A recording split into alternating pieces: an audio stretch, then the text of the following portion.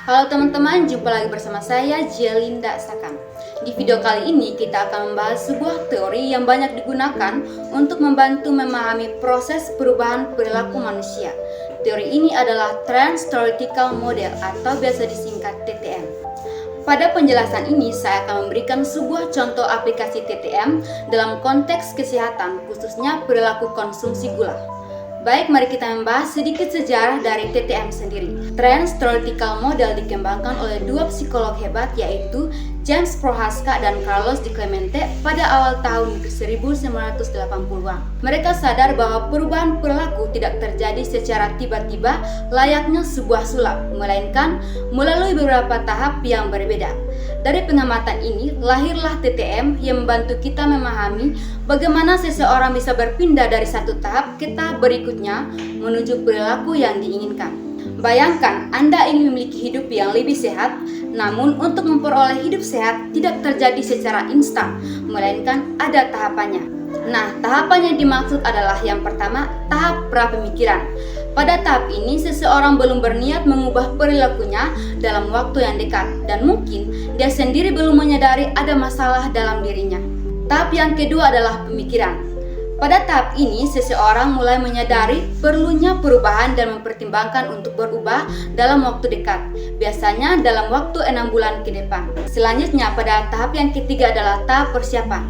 Pada tahap ini, seseorang mulai berencana untuk mengambil tindakan konkret dalam waktu dekat, biasanya dalam 1 bulan. Misalnya, seseorang mulai mencari informasi tentang diet sehat dan sebagainya. Tahap yang keempat adalah tahap tindakan. Di tahap ini, seseorang mulai melakukan perubahan perilaku yang nyata. Contohnya, mulai mengurangi makanan manis dan menggantikannya dengan buah-buahan yang segar. Selanjutnya, tahap yang kelima adalah pemeliharaan. Seseorang berupaya mempertahankan perubahan perilakunya agar tidak kembali ke perilaku lama. Misalnya, terus menjaga pola makan sehat selama beberapa bulan. Dan tahap yang keenam adalah tahap pengakhiran. Ini adalah tahap di mana perubahan perilaku sudah menjadi kebiasaan permanen dan tidak lagi ada godaan untuk kembali ke perilaku lama. Namun, tahap ini tidak selalu dicapai oleh semua orang. Nah, sekarang mari kita bahas contoh TTM dalam perilaku konsumsi gula tinggi. Kita semua pasti suka yang manis-manis, ya kan? Tapi tahukah Anda, mengonsumsi gula dalam jumlah yang banyak bisa mengakibatkan masalah serius, mulai dari obesitas, diabetes, penyakit jantung, bahkan gangguan ginjal. Bayangkan, Anda yang masih di tahap pra-pemikiran, mungkin Anda belum merasa bahwa mengonsumsi gula tinggi bisa menjadi masalah. Tapi setelah Anda melihat informasi dan cerita nyata tentang dampak gula berlebihan, Anda mulai masuk tahap pemikiran. Pada tahap ini, Anda mungkin berpikir, waduh, sepertinya saya harus mulai kurangi gula deh. Lalu setelah Anda berpikir, Anda masuk dalam tahap persiapan.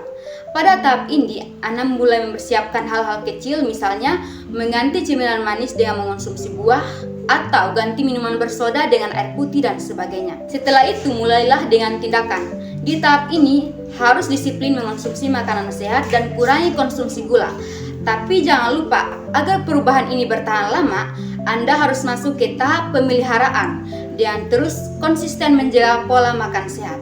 Dan jika berhasil, Anda akan sampai ke tahap pengakhiran, di mana konsumsi gula tinggi sudah berkurang karena Anda sudah memiliki kebiasaan hidup sehat secara alami. Oke teman-teman, ini dia pembahasan lengkap tentang Trans Theoretical Model, sebuah kerangka yang sangat berguna untuk memahami proses perubahan perilaku manusia dalam berbagai konteks, terutama di bidang kesehatan masyarakat. Perubahan itu memang perjalanan panjang yang butuh proses dan kesabaran. Tapi, dengan memahami teori TTM, kita bisa tahu bahwa tidak masalah jika kita ingin memulai dari langkah yang kecil, karena setiap langkah mempunyai makna tersendiri. Semoga video ini bermanfaat dan bisa jadi motivasi buat teman-teman semua yang ingin berubah atau membantu orang lain untuk berubah menjadi lebih baik. Sampai jumpa!